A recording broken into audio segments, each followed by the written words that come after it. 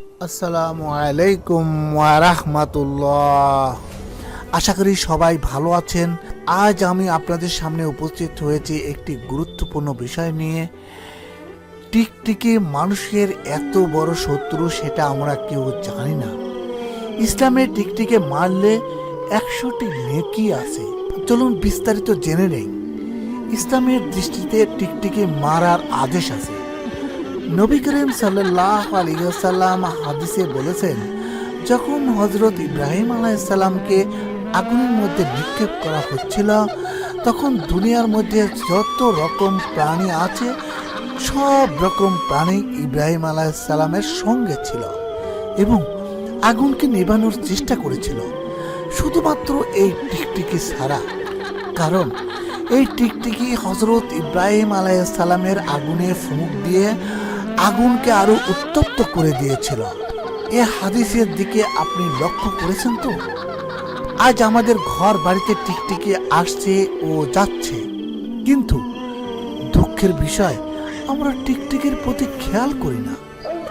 আমরা তাকে মারার বা তাড়িয়ে দেওয়ার চেষ্টা পর্যন্ত করি না। কিন্তু এই টিকটিকি সাপের মতোই আমাদের দুশ্মন। আর সাপের সাথে টিকটিকির খুবই বন্ধুত্ব। টিকটিকি সাপকে পানি পান করায়।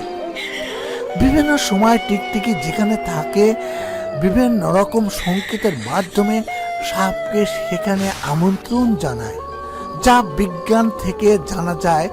আর মানুষের সাথে এর শত্রুতা, এটা থেকে আপনারা উপলব্ধি করতে পারবেন যে হযরত ইব্রাহিম আলাইহিসসালামের আগুনকে নিভানোর পরিবর্তে সে জায়গায় উল্টো ফুঁক দিয়ে আগুনকে বৃদ্ধি করার চেষ্টা করেছিল এই টিকটিকি।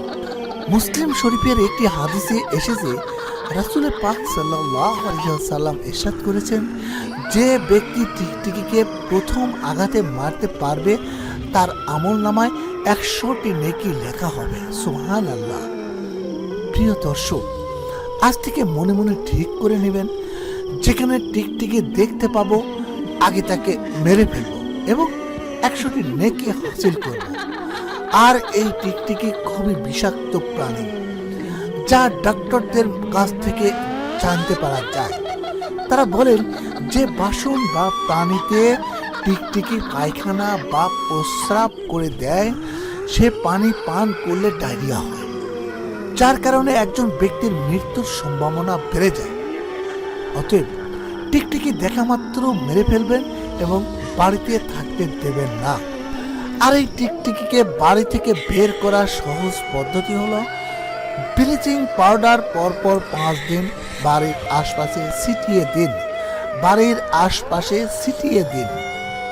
তারপর আপনি দেখবেন এই টিকটিকি 2-3 দিনের মধ্যেই আপনার বাড়ি থেকে নিজেই পালিয়ে গেছে।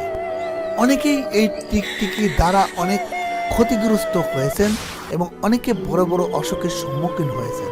অনেকে আবার সহমর্মিতা দেখায়, একটি প্রাণী মারবে কেন? কিন্তু যে ব্যাপারে রাসূল পাক সাল্লাল্লাহু আলাইহি ওয়াসাল্লাম বলেছেন সেটা তো অবশ্যই করতে হবে।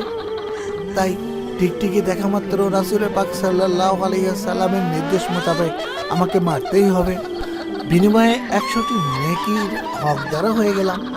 প্রিয় দর্শক, আশা করি আপনারা সবাই বুঝতে পেরেছেন যে টিকটিকি আমাদের কত বড় শত্রু এবং আজ থেকে টিকটিকি দেখা মাত্রই আমরা মেরে ফেলব। সবাই ভালো থাকবেন, সতর্ক থাকবেন। আল্লাহ হাফেজ।